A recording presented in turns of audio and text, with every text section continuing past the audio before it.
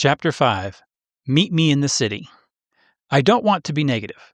I think what is happening in Mexico City is great. In fact, that's why we do everything we do. I just worry that now the target will shift from the Sacks to the Sparrows. The president already hates the Sparrows, and he's never been able to nail us down. Now, with all these former Sac residents in his cities, it wouldn't take much to identify all the Sparrows. All he has to do is have Adams run an algorithm that identifies old Sac passports or newly issued passports. But you can reprogram them, right? Zara asked. Jude and I walked right out of that detention center with your passports. Yes, but I have to reprogram a blank passport for each person. It needs to have a region of birth, a social security number, and some basic information to look legit.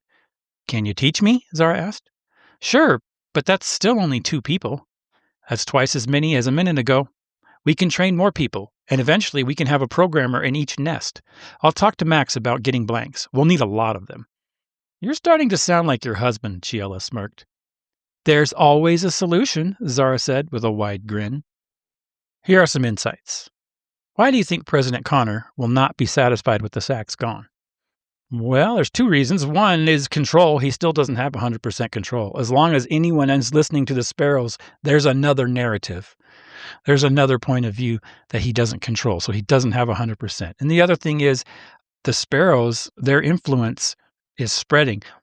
He didn't stop the Sparrows by eliminating the Sacs. He just brought them into the cities, and now they're in contact with the rest of society, and their influence is spreading, and the movement is spreading. So it's having the opposite effect that President Connor thought. Eliminating the Sacs didn't do the job. It actually did the opposite. So how is he going to target the Sparrow movement? How do you target an ideology? You really can't. And it's an ironic situation. It's a very ironic situation because now the movement that he tried to stamp out is growing, and it's growing because he tried to stamp it out.